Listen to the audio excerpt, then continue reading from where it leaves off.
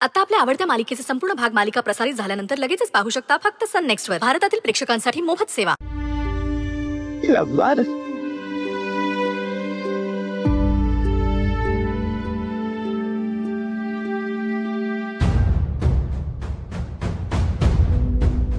मुक्ता, काय झालं? सारखं राहून राहून एकच विचार येतो मनात आकाश. आपण म्हणत राहिलो की आपल्याला बाळ नको. हा आपला निर्णय चुकीचा होता का रे? आपण आपलं सारखं म्हणायचो की आपल्याला बाळ नको, बाळ नको.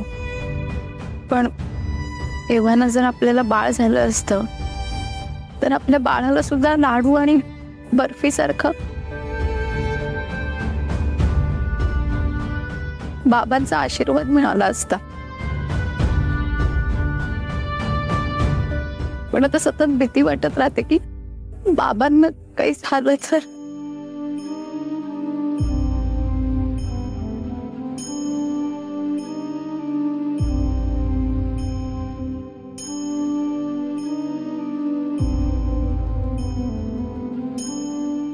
तू आकाश, तू पण ना का बाबा बघा ना, सारखा त्रास देतो, खोड्या काढतो, ऐकतच नाही.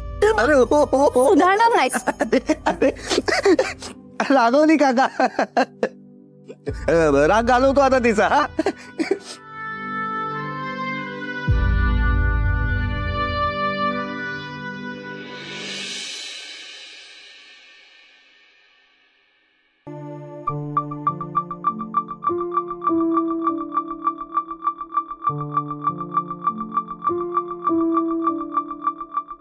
मास्तर, बाई कुठे निघाला? असं बाहेर पडताना विचारते का कोणी? हा बाई, चुकलंच माझा. काळजीपोटी विचारलं हो. गंमत केली. काय टेन्शन घेऊन काय ते पाय मोकळी करून येतो जरा. हा, आपण लवकर परत या. का नाश्ता करून जाताय? नाही नको. ऊन वाढायच्या आधी जाऊन येतो जरा.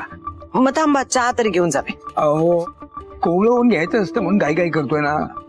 हा, चहा घेत बसलो, वेळ गेला तर काय उपयोग होईल का त्याचा? नाही, येतो जाऊन येतो, आल्यावर घेतो चहा. नाही जा तुम्ही, पण न खाता पिता जाताय आणि शिवाय एकटे बाई, म्हणून विचारलं मी.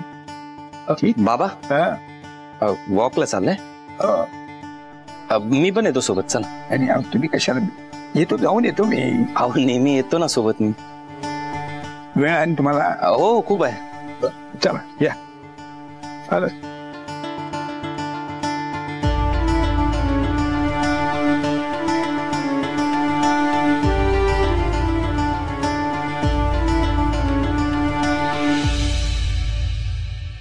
आज वारं जरा छान आहे.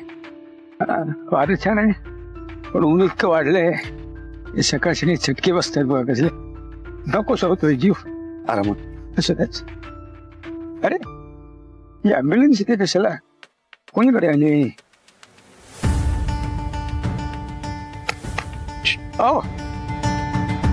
हो साहेब, ही ॲम्ब्युलन्स इकडे काय? कोणाकडे आणली तुम्ही? अरे वडकर मास्तर, नमस्कार. नमस्कार.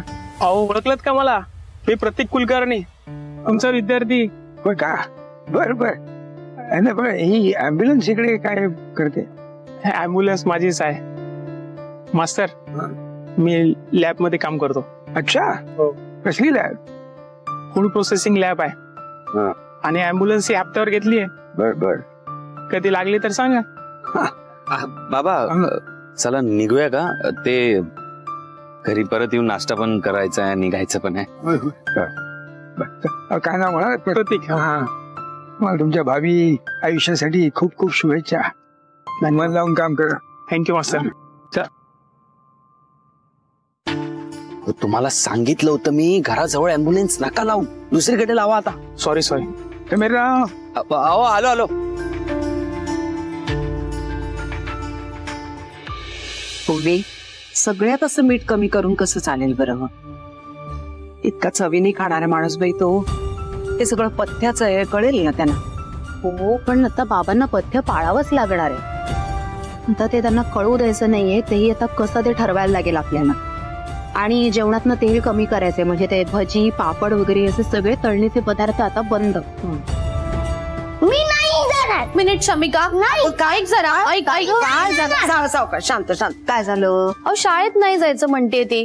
शमिका असं नाही करायचंय, शाळेत जायचंय. मी नाही म्हणजे नाहीच जाणार. मला घरी थांबायचंय मम्मा. मला वाड्यासोबत वेळ घालवायची.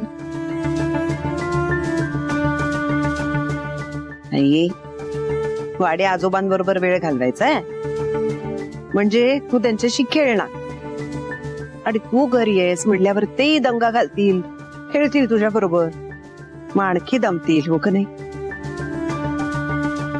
तू तब्येत खराब होईल परत. चालेल तुला? असं होईल मग मी जाते शाळेत. तेवढाच त्यांना आराम मिळेल. आहे ग बा. चला जा आवरा पटकन. चला.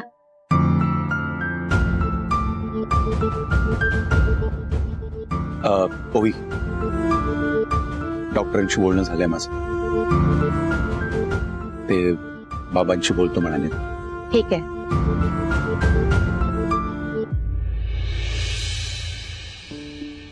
उकाडा वाढलाय आता.